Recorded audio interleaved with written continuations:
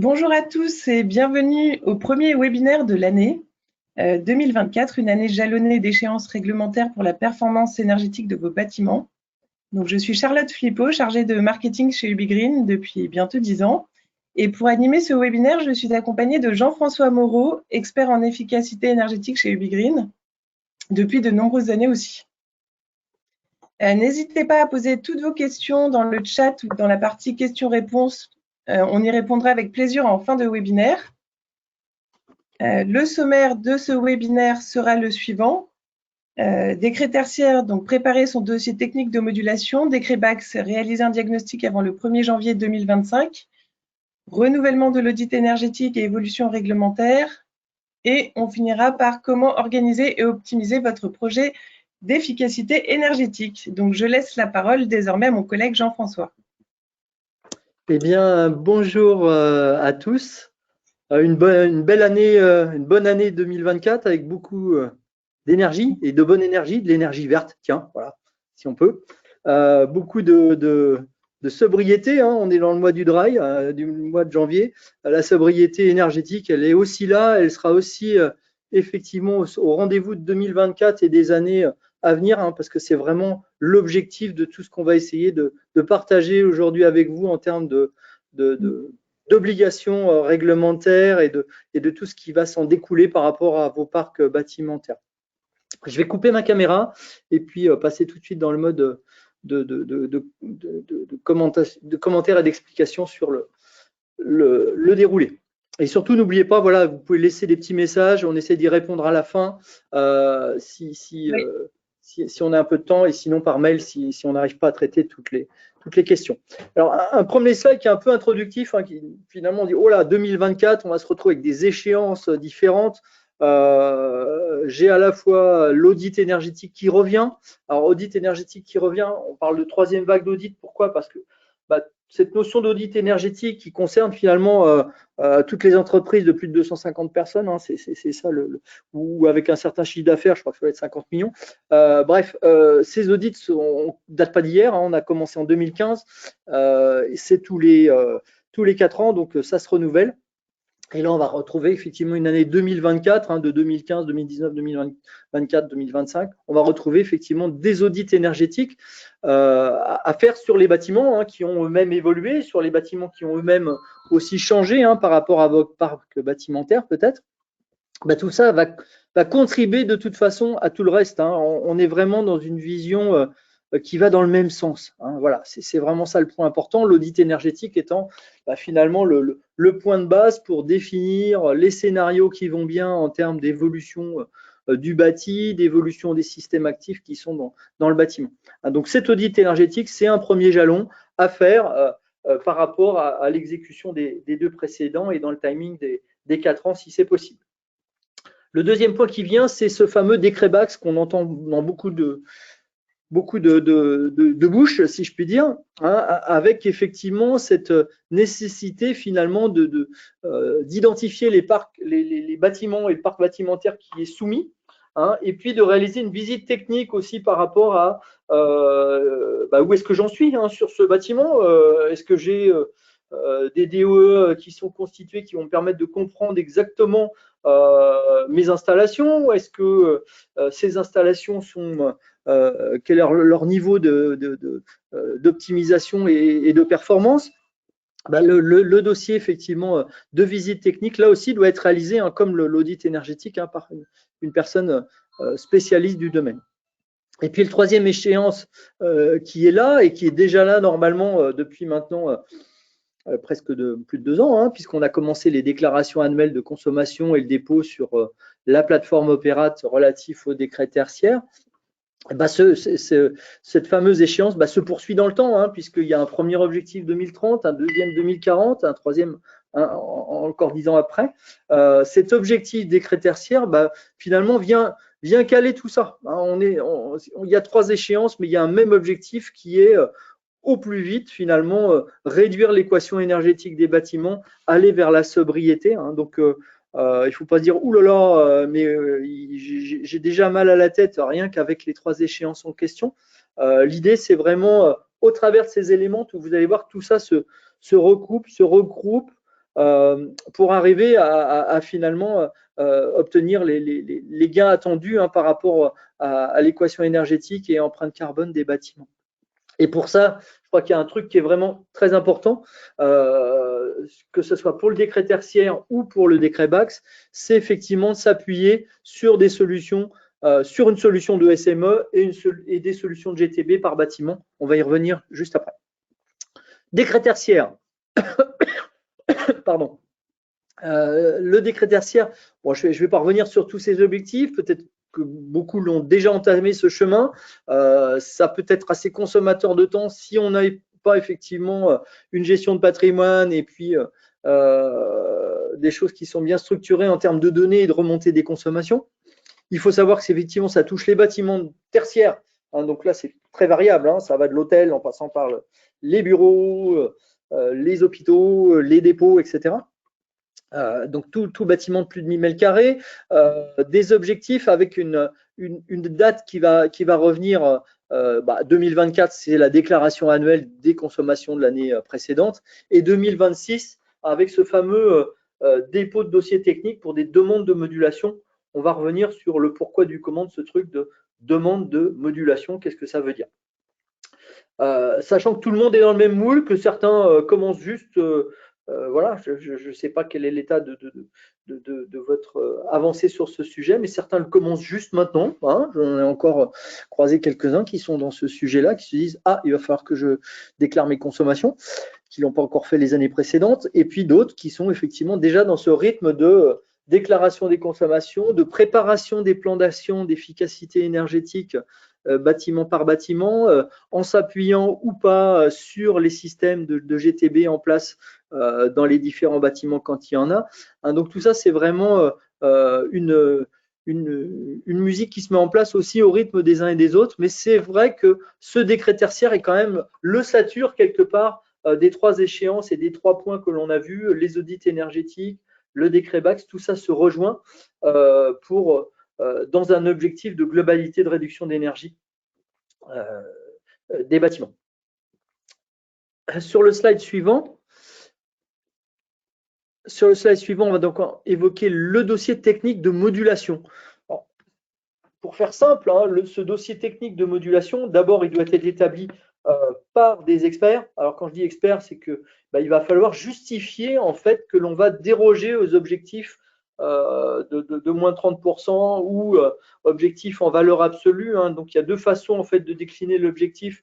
C'est soit en valeur absolue par rapport à un type d'activité, mes bureaux, c'est une activité, ce type de bureau, je dois atteindre un objectif fixe de telle valeur en 2030, ou bien en valeur relative par rapport à ce qu'on appelle une année de référence de départ, donc qui peut se situer dans les années 2010 à 2021.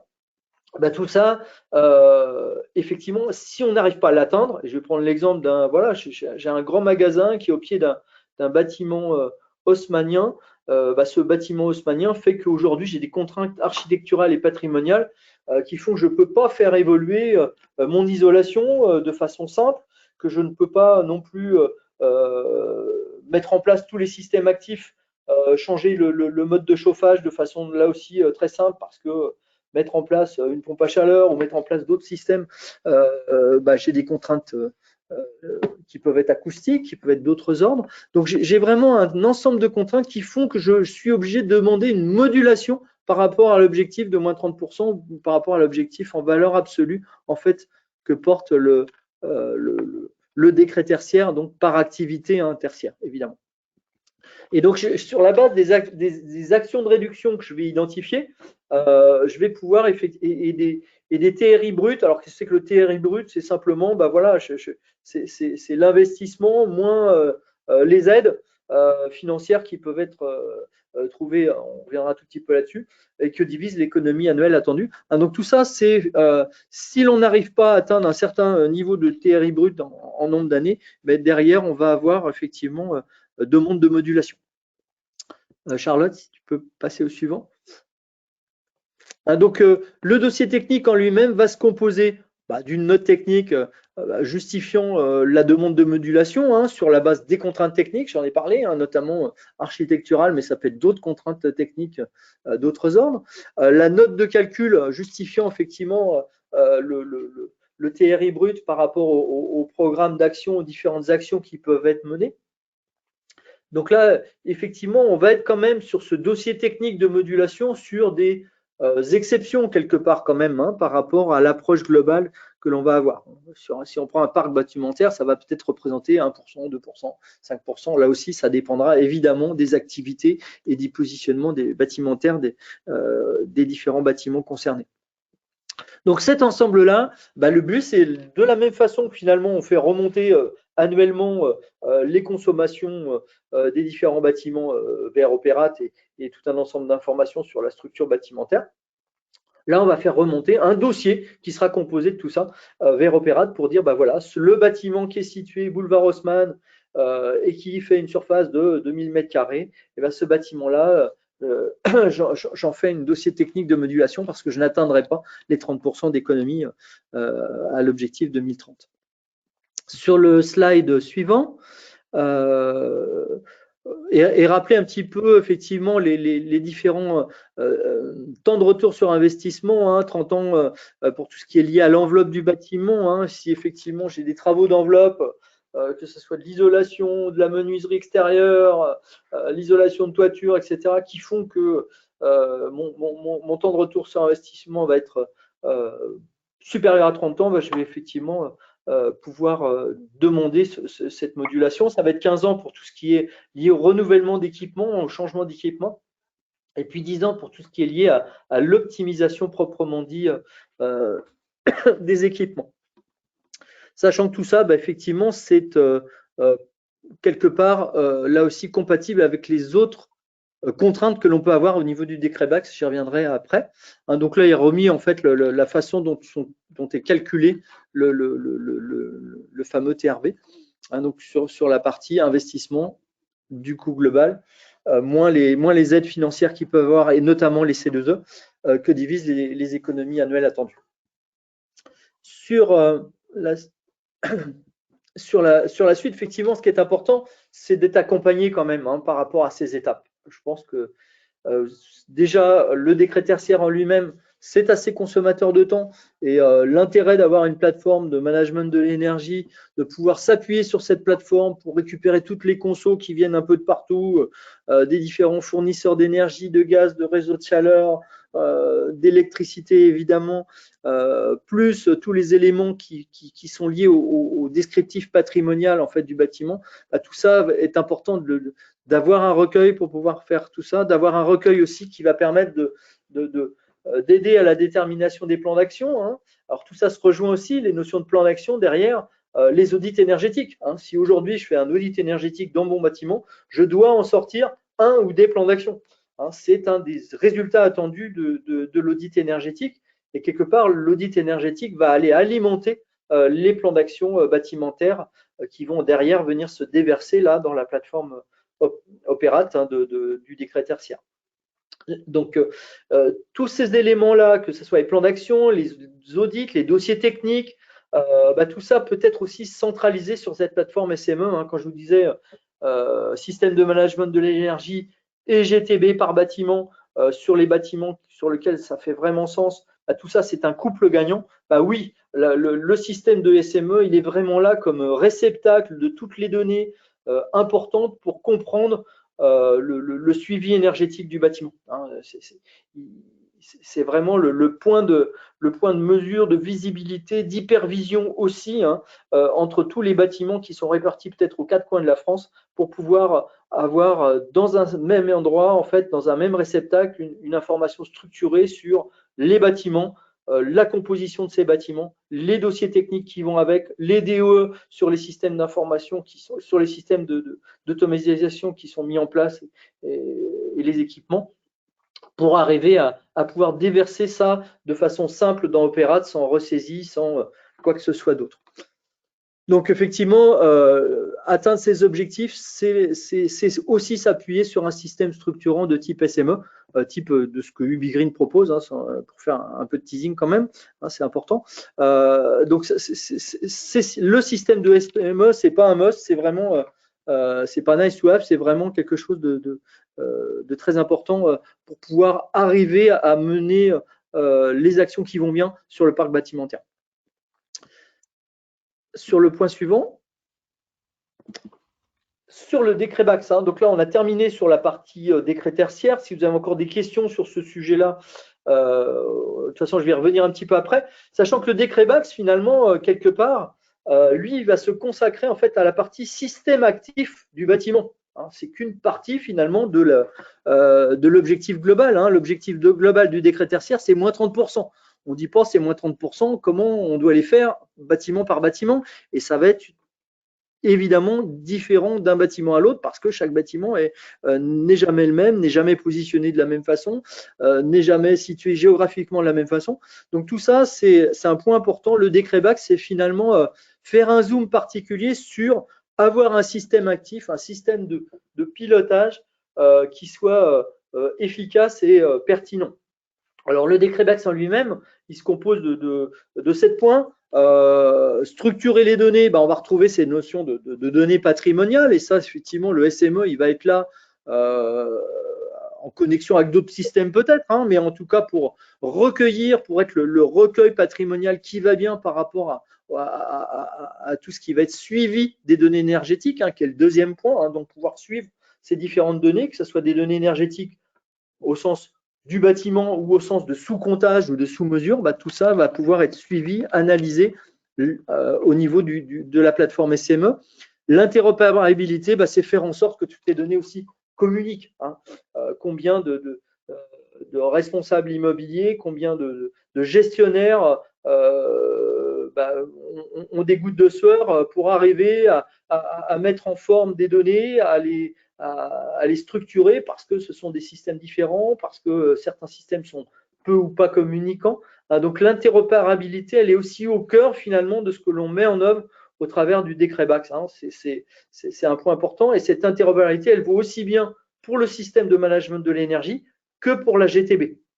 Alors, quelle différence entre SME, GTB? Certains vont dire, mais moi, ma GTB, elle peut tout faire. Aujourd'hui, quand on parle de gestion technique du bâtiment, c'est bâtiment par bâtiment. Alors, tant mieux si effectivement on a une seule et même GTB pour tous les bâtiments. C'est en général rarement le cas. On en a déjà des en place. On va en mettre de nouvelles du fait du décret BACS qui va imposer pour certaines puissances nominales, effectivement, de CVC, de mettre en place des GTB là où il n'y en a pas, ou d'améliorer les GTB existantes. Mais la GTB reste d'abord pour le pilotage de façon autonome des différents systèmes actifs qui sont conduits, des différents équipements, hein, que ce soit le chauffage ou la ventile, peu importe. La GTB, elle va être là pour suivre tout ça, pour suivre l'éclairage aussi, pour suivre tous les éléments qui sont clés au niveau bâtimentaire et éventuellement donner aussi la possibilité d'une action, hein, en télépilotage ou d'une mise en manuel, là aussi d'une reprise en manuel des différents équipements si effectivement il y avait des anomalies au niveau du pilotage.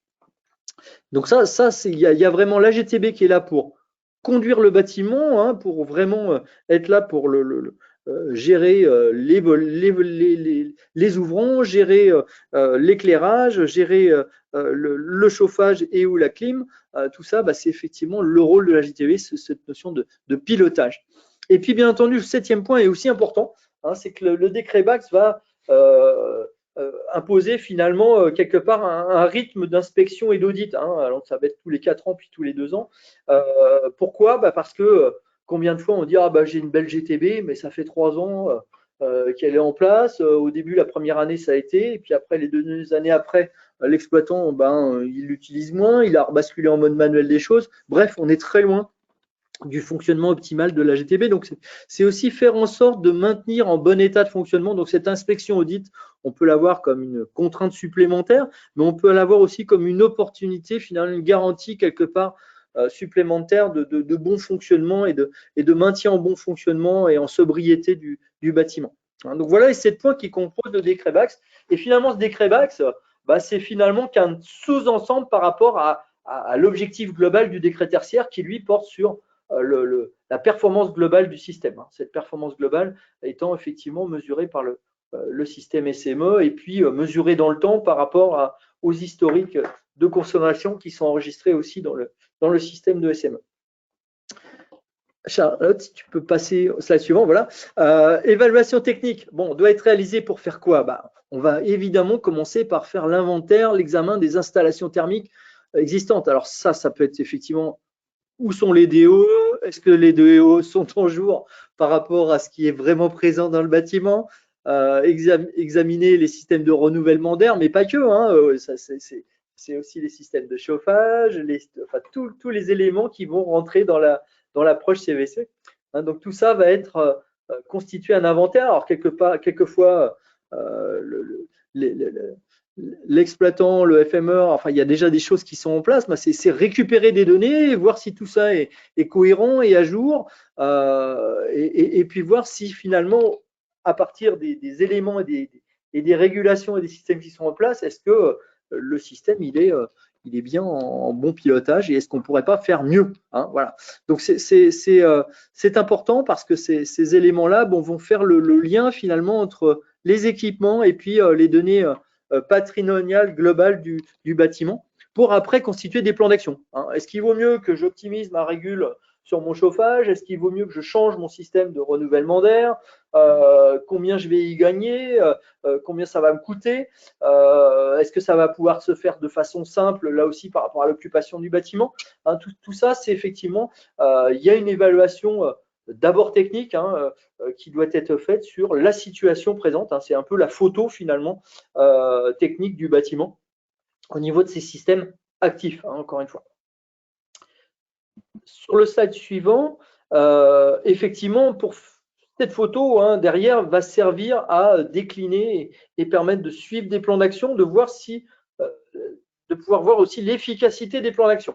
Je reprends mon exemple, j'ai changé ma régulation, j'ai peut-être changé complètement ma chaufferie et je suis passé de la chaudière fuel ou de la chaudière gaz à une pompe à chaleur ou à un DRV, peu importe. C'est voir si l'efficacité que j'en attendais, les économies que j'en attendais sont bien au rendez-vous.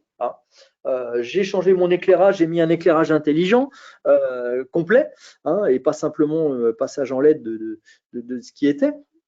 Là aussi, j'en attends des pourcentages d'économie. Est-ce que ces éléments-là sont là? Donc, le système de management de l'énergie, il va être vraiment là pour analyser les consommations, analyser ces évolutions de consommation, pouvoir voir si par rapport aux objectifs effectivement attendus de chacune des actions et des économies attendues, est-ce qu'elles sont bien au rendez-vous?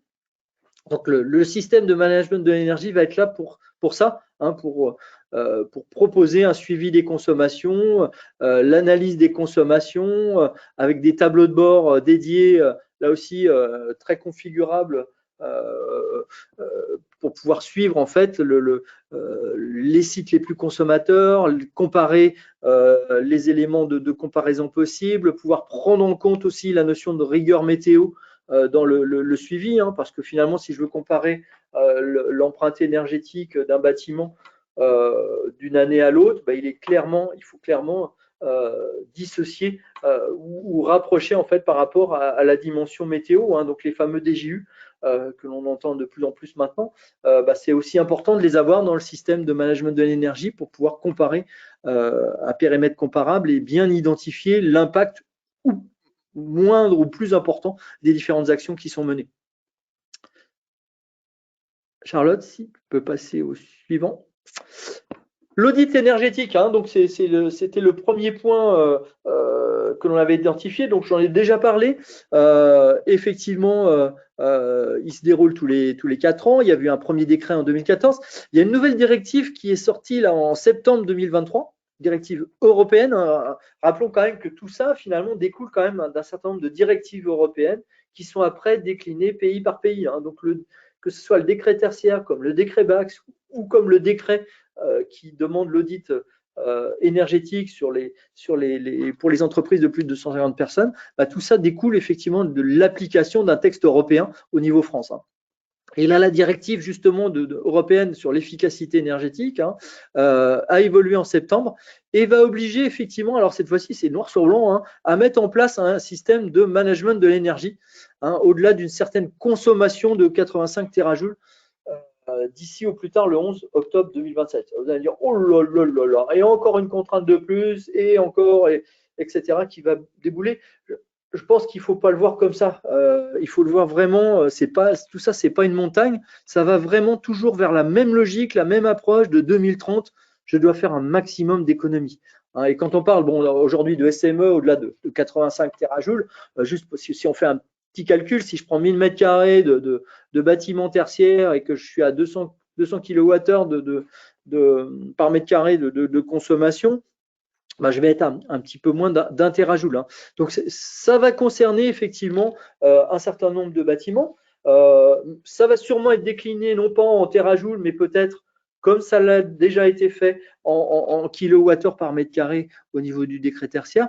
Donc, on va voir aussi comment tout ça va s'appliquer au niveau du périmètre finalement de patrimoine qui serait concerté par cette mise en place de SME, sachant que de toute façon, le SME, c'est quelque part comme la GTB pour une GTB un peu performante pour les bâtiments de plus de 1000-2000 mètres carrés, c'est quelque chose qui va se généraliser, qui commence vraiment à être de plus en plus regardé de façon très forte par les entreprises, par tout le monde. Donc là, voilà, obligation de réaliser cet audit et de mettre en place un SME.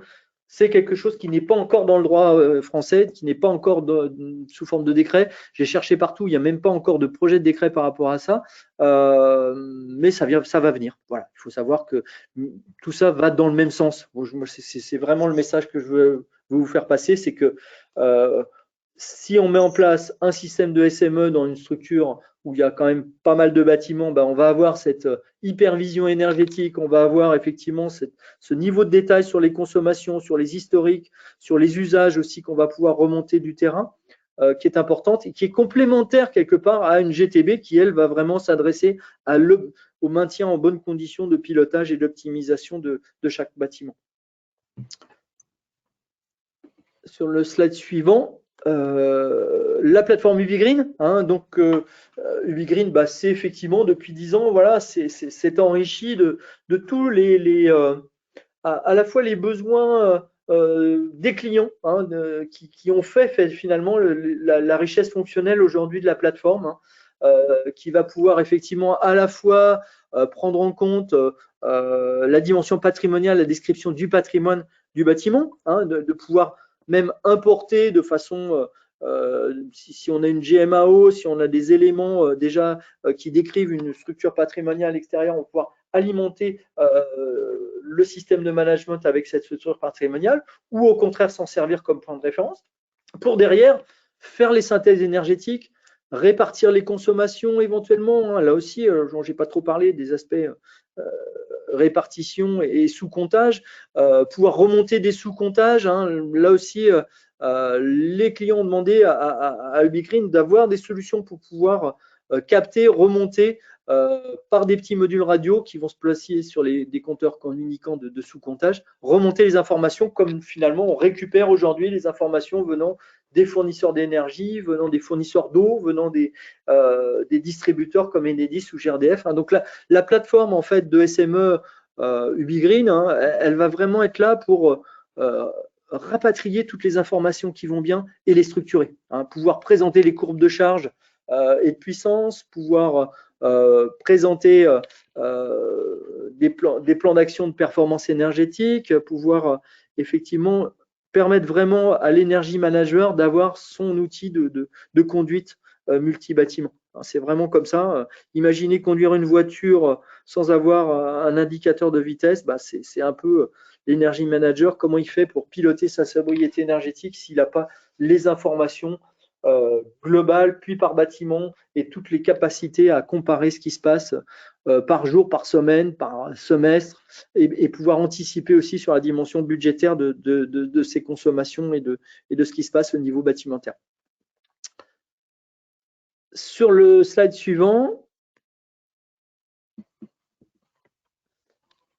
un petit mot sur effectivement les solutions que propose Ubigreen à ses clients. En fait, il y a deux éléments hein, par rapport à la logique de bâtiment durable. Il y a cette dimension énergétique hein, qui est largement soulignée là au travers du webinaire, hein, avec des contraintes effectivement, mais qui sont aussi des opportunités quelque part. Hein. Voilà, le décret BACS et le décret tertiaire sont des opportunités de bouger, de faire des choses pour améliorer à la fois le confort du bâtiment et sa sobriété. Donc ça, c'est effectivement l'offre de performance énergétique de SME en verte en haut sur l'écran proposée par Ubigreen. Cette offre permet à la fois de faire un suivi temps réel, de définir des alertes aussi en cas de dysfonctionnement. J'ai des consommations sur des horaires où le bâtiment n'est pas ouvert, des consommations d'eau, d'électricité, peu importe, des choses qui seraient restées en mode manuel, pouvoir sensibiliser aussi les occupants à toute la démarche énergétique. Et puis, derrière, il y a un autre élément qui est important, qui se complète, hein, c'est aussi comprendre l'occupation bâtimentaire. C'est aussi un facteur d'influence. Hein. J'ai évoqué tout à l'heure en facteur d'influence la météo, hein, qui est finalement un des premiers facteurs d'influence sur la consommation énergétique d'un bâtiment. Mais il y a un autre facteur qui est extrêmement important. Imaginons un bâtiment qui était prévu pour être occupé par 300 personnes ou 500 personnes. Aujourd'hui, il se retrouve occupé par 700 ou 800 personnes. Bah, clairement, les usages vont être complètement différents. Les usages vont être clairement différents parce que consommation au niveau de la bureautique qui vont être 30 ou 40% en plus, parce que consommation au niveau de l'usage des ascenseurs, tiens, par exemple, qui vont être davantage utilisés, consommation au niveau même de l'eau chaude sanitaire parce que les besoins en cantine seront supérieurs, etc., etc. Donc, cette notion de comprendre l'occupation du bâtiment, elle est importante et effectivement, Ubigreen a une solution de captation en fait de l'occupation bâtimentaire qui peut venir alimenter en fait ou faire un point commun par rapport à cette approche énergétique. Alors au-delà de ça, hein, au-delà de comprendre le bâtiment il est occupé, les étages sont occupés par combien de personnes, à quel moment, etc. Cette information vraiment de compréhension physique de l'occupation du bâtiment, elle est aussi essentielle par rapport à un deuxième point, c'est aujourd'hui améliorer le confort finalement d'usage du bâtimentaire. Hein. Réserver un espace avec un logiciel, c'est bien. Et puis on s'aperçoit que l'espace il est pas occupé parce que la personne a continué sa réunion précédente, parce qu'il a été dérangé au téléphone, parce qu'il voulait. Voilà. Donc les salles de réunion ne sont pas occupées. Par contre, au niveau du logiciel de réservation, elles sont complètement saturées. Hein, et c'est impossible de trouver sans faire le tour de toutes les salles. Donc tout ça, la logique de compréhension, de captation physique au niveau de l'occupation du bâtiment et des espaces va vraiment apporter un plus aussi par rapport au confort et à l'adaptation finalement du bâtiment qui devient aussi un service hein, par rapport à son occupation, par rapport à son occupation qui est de plus en plus ponctuelle au niveau des salariés aussi, hein, entre le télétravail et puis l'occupation proprement dit au niveau du bureau. Donc tout ça se rejoint pour dire, bah voilà, le bâtiment durable, il doit effectivement réduire son empreinte énergétique, il doit même aller jusqu'à, si on va plus loin dans le flex office, se dire, bah tiens, je m'aperçois que les vendredis et les lundis, systématiquement, mon bâtiment, il est complètement sous-occupé et je pourrais ne plus utiliser 2 étages parmi les 5 qui sont aujourd'hui utilisés ces 2 jours-là. Donc, derrière, les passer en mode réduit. Hein, donc, tout ça a un vrai lien et commence à être perçu de plus en plus hein, entre cette notion de gestion d'occupation. Alors, j'ai parlé là beaucoup sur les bureaux, hein, mais d'autres exemples pourraient être pris sur d'autres domaines. Donc, de comprendre effectivement cette occupation physique, les facteurs d'influence qui sont clés et pouvoir les mettre en fait dans le système de management de l'énergie, pouvoir les représenter dans le système de management de l'énergie qui, si je reprends un système de production, le facteur d'influence, ça pourrait être, voilà, j'ai une ligne extrêmement consommatrice de production, bah, les horaires de fonctionnement de cette ligne, bah, avoir les éléments, pouvoir mesurer éventuellement la consommation de l'usage de cette ligne de production, etc. Donc voilà un petit peu les objectifs de durabilité. Il y a le SME qui est une part de la réponse par rapport, je dirais globalement, à l'approche réglementaire et notamment le décret tertiaire, hein, qui pour moi chapeaute un peu tout, hein, puisque le décret BACS n'est que sur la partie système actif. Et puis derrière, effectivement, cet aspect compréhension de l'occupation, qui est aussi un point clé, hein, les horaires d'ouverture, le nombre de personnes sont aussi des points importants sur la compréhension de l'empreinte énergétique du bâtiment et sur son bon usage aussi par les occupants. Point suivant. Donc, les différentes données qu'on va retrouver sur la plateforme, c'est effectivement les données de facturation, c'est les données de comptage venant de l'ATRF de compteurs communicants, hein, ça peut être des sous-compteurs électriques hein, dans les tableaux, ça peut être de l'eau, ça peut être etc. Donc là, on va pouvoir effectivement venir récupérer cette information de façon simple dans la plateforme et on va pouvoir évidemment, hein, on parlait d'interopérabilité tout à l'heure, pouvoir récupérer des données aussi qui seraient au niveau de la GTB. Hein. Les mondes sont faits pour être communicants, interopérables, donc pouvoir récupérer finalement des données diverses pour pouvoir avoir un suivi qui soit le plus flexible et efficace possible au niveau de l'Energy Manager. Avoir les données météo, j'en ai parlé, hein, avec notamment la source Météo France. Avoir des données d'activité, des données techniques, je l'ai également évoqué avec cet aspect nombre d'occupants, horaire d'ouverture, horaire de fonctionnement de lignes ou d'éléments de production, etc. Donc, on va mettre en fait dans la plateforme SME les données qui sont nécessaires, les structurer pour pouvoir effectivement comprendre l'empreinte énergétique, la suivre, pouvoir mettre les alarmes qui vont bien, pouvoir faire le reporting qui va bien, pouvoir gérer les plans d'action dans le système et voir leur impact réel par rapport à l'impact simulé de ceux-ci. Donc tout ça va être complètement présent et définissable au niveau de la plateforme de SME.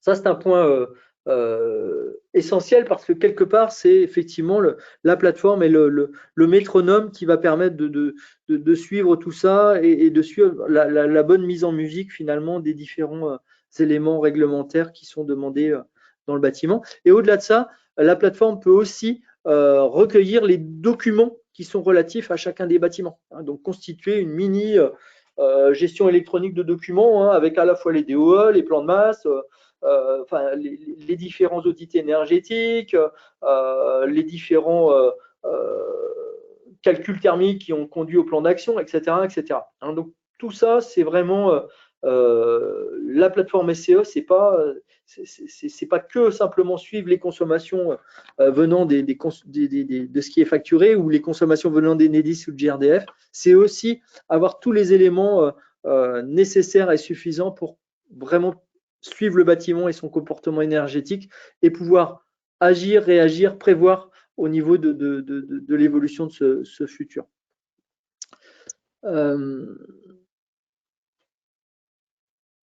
Un dernier petit point, oui, voilà, sur l'aspect détection des anomalies, hein, se dire qu'effectivement, le système va être aussi extrêmement paramétrable de SME pour pouvoir voir s'il y a des dépassements de seuil. Alors, dépassement de seuil, ça peut être sur n'importe quel type de données, sur de l'eau, sur de la puissance souscrite dépassée aussi, hein, donc sur la dérive dans le temps de certaines consommations. Hein, je pense à des filtres sur des centrales de traitement d'air. Hein, dès l'instant où on va avoir un début d'encrassement, on va avoir une approche exponentielle de la consommation électrique. Hein, donc tout ça, c'est cette notion d'alerte hein, va être extrêmement importante et pertinente aussi pour contribuer au maintien en bon état de fonctionnement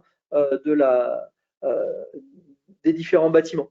C'est pas, vous allez me dire, ah bah oui, mais peut-être que j'ai ça dans ma GTB. Oui, peut-être que vous avez déjà ça dans votre GTB, mais dans une vision vraiment beaucoup plus court terme, avec peut-être des historiques aussi moins importants, donc, et surtout avec une vision énergétique qui n'est pas là. Hein.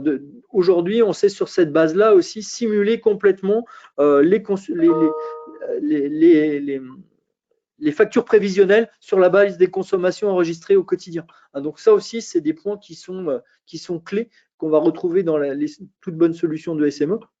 C'est de pouvoir finalement faire un atterrissage fin de mois finalement de mon budget de consommer d'énergie sur la base des consommations réelles enregistrées au niveau des différents parcs bâtimentaires.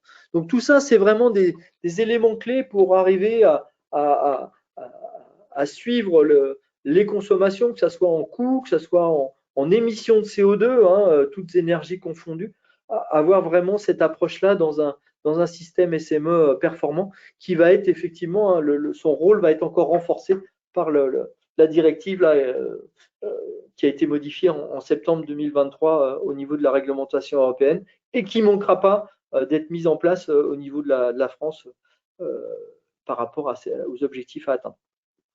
Avec peut-être plus de rigueur d'ailleurs, hein, parce que le décret tertiaire impose quand même des choses qui sont même au-delà de ce qu'impose la directive européenne.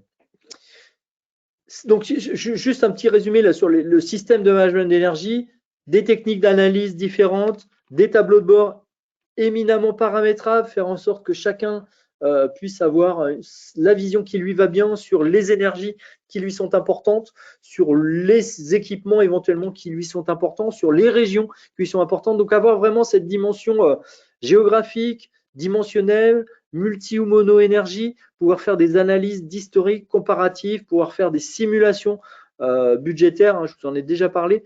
Hein, tout ça, c'est vraiment des éléments clés pour le suivi d'énergie qui va bien. L'optimisation contractuelle, ça aussi, c'est un point important. Hein.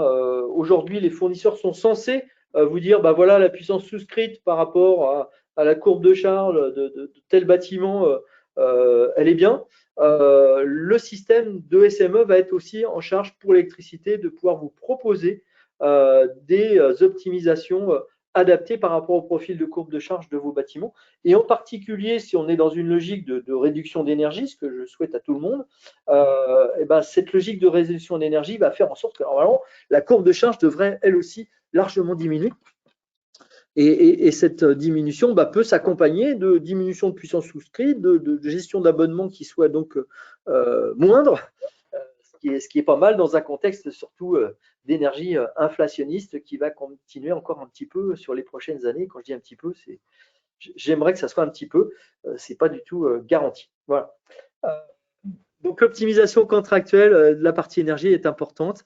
Et puis bien entendu, pouvoir prévoir les budgets, pouvoir comparer, effectuer des comparaisons. Là, j'ai un écran de comparaison entre des kilowattheures par rapport à des mètres carrés de surface chauffée, mais ça pourrait être décorrélé de la DJU, ça pourrait être sur des périmètres particuliers géographiques, ça pourrait être sur des énergies particulières. Donc, c'est vraiment faire les comparaisons qui vont bien pour prendre les bonnes décisions et comprendre là aussi l'impact réel des actions qui sont mises en place.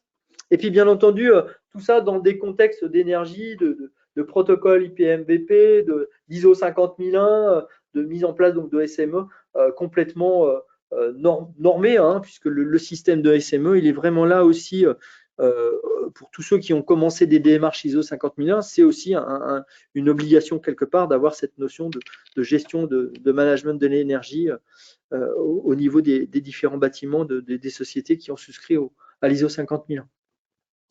Et pouvoir prévoir évidemment les estimations d'économie. UbiGreen en quelques chiffres, hein, donc UbiGreen fait partie depuis un peu plus d'un an maintenant du groupe Planon, qui est le leader en fait dans tout ce qui est justement real estate, hein, donc gestion immobilière et qui a aussi une solution de GMAO. Et donc la solution de gestion de l'énergie est aussi intégrée par rapport à cette approche globale immobilière bâtimentaire. Et nos clients depuis un peu plus de 12 ans maintenant, hein, 2012, nous ont finalement fait évoluer la plateforme, hein, puisqu'on a une plateforme qui est partagée par l'ensemble de nos clients, qui est complètement développée Made in Toulouse, à la fois au niveau du logiciel, mais aussi au niveau des petits hardware que je vous ai signalés sur la partie modules radio qui vont permettre de remonter l'information de sous-comptage ou de sous-usage. Tout ça est effectivement le fruit d'une expérience de plus de 12 ans avec nos clients pour les accompagner dans le déploiement, le suivi énergétique de leur parc bâtimentaire. Et aujourd'hui, finalement, mis en envergure encore un petit peu plus grande, hein, au travers du groupe Planon qui va effectivement inclure le module de management de l'énergie dans ces solutions de real estate qui sont déployées mondialement aujourd'hui. Voilà. Donc voilà un petit peu sur l'approche UbiGreen. J'ai à peu près tenu le temps. Je pense que Charlotte va être avec le sourire. Juste un petit mot sur nos clients. Je n'en ai pas parlé des clients.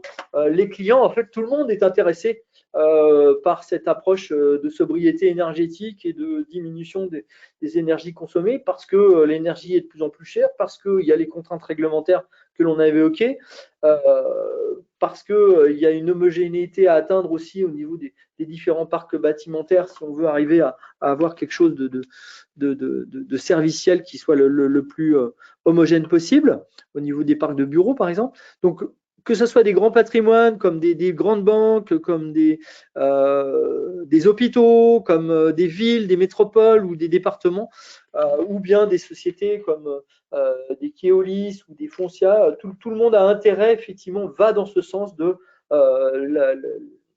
l'efficacité énergétique et et par les faits, hein, quelque part, avec cette opportunité ou cette contrainte que sont les différents décrets, qui encore une fois, voilà, pour moi, c'est pas des montagnes. Hein, le décret BACS n'est pas une montagne, le décret tertiaire non plus.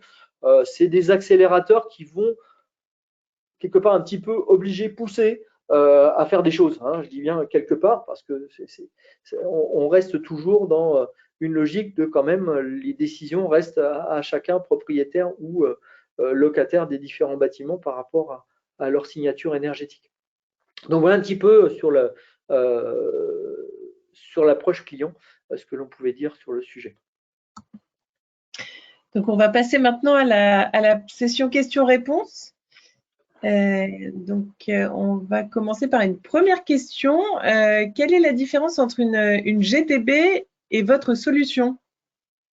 Alors, je vais juste resituer, effectivement, je l'ai dit un petit peu, hein, mais alors, la GTB, déjà, c'est une gestion au niveau B comme bâtiment. Hein, donc, on va être au niveau d'un bâtiment et on va finalement s'intéresser à faire le pilotage de l'ensemble des équipements actifs du bâtiment. Quand je dis équipement actif, c'est le chauffage, la ventilation, la clim, l'éclairage, les ascenseurs, enfin, les équipements qui ont un sens par rapport à cette notion de pilotage bâtimentaire. Hein, donc faire en sorte que le confort, le serviciel et le suivi énergétique soient au rendez-vous, hein, qu'on ait la bonne température là où il faut.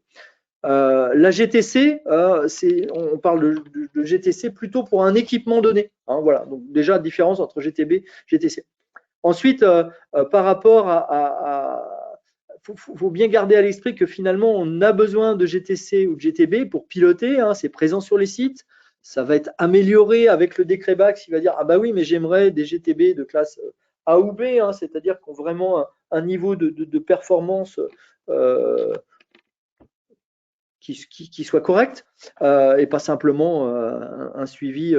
Donc, quand je dis correct, c'est par exemple avec un pas horaire hein, au niveau du suivi des remontées d'informations et de la précision finalement et de la finesse que l'on va attendre du pilotage du bâtiment. La solution de SME, elle va être vraiment là pour fédérer finalement des GTB qui sont chacune sur l'optimisation de chacun des bâtiments. Hein. Donc, c'est reprendre ces informations-là, c'est en rajouter d'autres externes. Hein. J'ai parlé de DJU, j'ai parlé d'éléments sur les horaires d'ouverture, sur tout plein de choses en fait, sur les factures fournisseurs.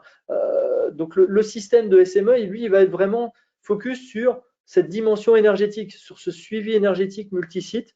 Hein, c'est vraiment ça la différence.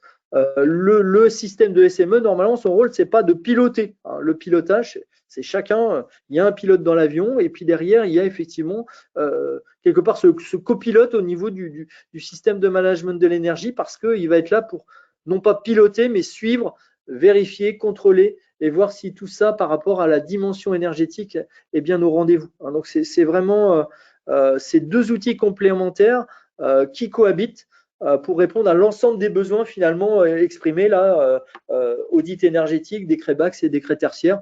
Décret tertiaire étant effectivement l'approche globale hein, de la réduction d'énergie à effectuer. Je ne sais pas si c'est Charlotte, si tu veux rajouter quelque chose. Non, c'était très clair. On a donc une autre question d'Aurélie Sevet. Quel est le coût du système de management de l'énergie digitale du Big Green? Alors, le coût, en fait, il va dépendre du nombre de points concernés, en fait, par rapport à… Alors, quand je dis nombre de points, c'est-à-dire un nombre d'informations, finalement, mesurées, nombre de points d'électricité, nombre de points d'eau, nombre de points de gaz qui vont être remontés donc de l'ensemble des informations et du volume d'informations qui va être montré. Et effectivement, l'approche prix, alors moi je ne pourrais pas vous donner un prix comme ça, d'abord ce n'est pas mon rôle, hein, mais l'approche prix va se décomposer en deux parties. Un premier volet setup, projet, hein, sur lequel on va définir vraiment quels écrans, quelles données remonter, où aller prendre les données, dans quel GTB, dans quelle source au niveau des fournisseurs. Donc faire en sorte de finalement mettre en route les tuyaux qui vont bien pour alimenter la structure de données qui va au patrimoine. Donc ça, il y a un mini projet à faire. Et puis donner évidemment les espaces de visualisation, les tableaux de bord qui vont bien.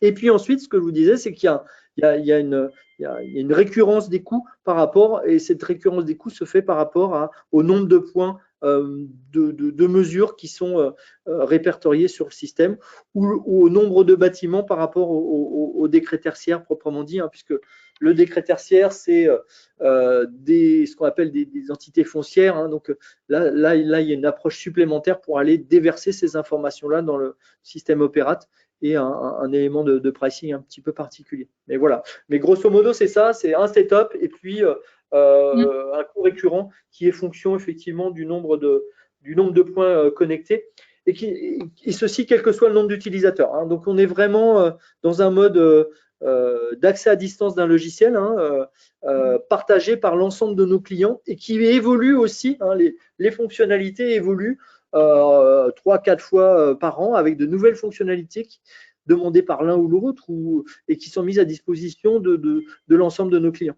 Donc c'est vraiment une approche d'enrichissement mutuel global, chacun évidemment gardant la privauté, la confidentialité de ces données, hein, mais en tout cas tout le monde partageant les mêmes fonctionnalités, le même potentiel derrière la plateforme. Oui, tout à fait, oui. On a une autre question, donc quel est le ratio terajoule par rapport au kilowattheure?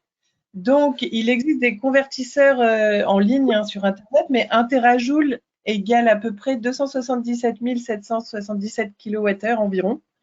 Voilà, ça donne un ordre d'idée. On avait cette question également. Et pour compléter ça, il n'est pas dit que le décret qui sortira en France sera avec des terajoules. Hein. Ce sera peut-être des kilowattheures et on sera peut-être avec des kilowattheures par mètre carré ou par. Oui, faut pas trop s'axer là-dessus. Ce qu'il faut se dire, c'est que finalement, ce qui va sortir de la directive européenne, alors sans être devin, voilà, ça sera quelque chose pour dire finalement, vous avez le décret tertiaire à un objectif, et pour faire ce décret tertiaire, il vous faut des GTB dans les bâtiments, on va dire aux alentours de 2000 m², et il vous faut un système de SME pour piloter en fait le suivi, pour suivre l'énergie de vos différents bâtiments et avoir les bons éléments de décision. C'est vraiment comme ça qu'il faut le prendre. Il n'y aura pas d'incohérence notoire en disant bah voilà, j'ai qu'un tout petit site et je suis obligé de passer par un SME. Non, ça sera vraiment pour des sites avec une taille qui sera cohérente et homogène par rapport à ce qui est demandé au niveau du décret tertiaire et du décret BACS. Oui. On a donc une autre question. Donc, peut-on vraiment profiter de la bonification C2E même si on n'a pas encore, sinon on n'a encore rien mis en place? Donc oui, les devis doivent être. Il faut se dépêcher, non pas de mettre en place, mais de signer des devis au niveau de. Alors, tout ce qui est décret BACS, hein, effectivement, il y a en particulier une fiche C2E qui est la fiche TH116, si je m'abuse, de mémoire. Cette fiche dit que effectivement, si on met en place une GTB de classe B ou A, soit à la place d'une GTB existante un peu moins performante, soit parce qu'il n'y en a pas, on a une bonification en fait d'ici au 30 juin de 2024. Hein. Mais alors, bonification, c'est un doublé si c'est une GTB neuve qui est mise en place, il n'y en avait pas avant, et multiplié par 1,5 si c'est une amélioration de l'existant. Alors, qu'est-ce que ça veut dire? Ça veut dire qu'il y a un bonus quelque part, et ce bonus, il faut avoir signé un devis. Hein, voilà. Oui. Vous dites là, je veux bénéficier de ce bonus C2E, ça fait sens, tel bâtiment, ça fait sens de mettre en place la GTB. J'ai vu que mon retour sur investissement, compte tenu d'où je pars et de ce que va me permettre de faire la GTB, je vais pouvoir avoir le ROI qui va bien, et puis derrière, obtenir les aides C2E. Hein, donc, l'aide C2E, le bonus, il est jusqu'au 30 juin 2024, mais il y a quand même des aides au-delà. Hein, simplement, effectivement, ça pousse à aller quand même assez rapidement, ce qui est dans la même logique que le reste finalement. Hein, c'est essayer de faire en sorte d'aller vite pour réduire l'équation énergétique. Hein. Oui. Complètement. Donc, je vois qu'on arrive bientôt donc, à la fin du webinaire. Donc, n'hésitez pas à aller voir régulièrement nos contenus dans la rubrique ressources de notre site internet ubigreen.com et sur notre blog pour ne rien rater de l'actualité énergétique. Et notre oui, en nouveau les livres blancs, Charlotte, là, qui sont importants, il y a pas mal de notions importantes sur le décret BACS, le décret tertiaire. Il y a beaucoup de choses, parce que c'est vrai qu'en 1 heure, voilà, on ne peut pas tout dire non plus. Mais si vous voulez, si vous êtes dans un parcours de découverte ou d'approfondissement de certains points, voilà, les livres blancs qui sont en accès ouvert, je crois, peuvent être une source intéressante. Oui, complètement. Donc, nous vous remercions pour votre participation et nous espérons avoir répondu à toutes les questions et nous vous souhaitons une très bonne journée. Belle journée à tous. Oui, belle journée. Au revoir.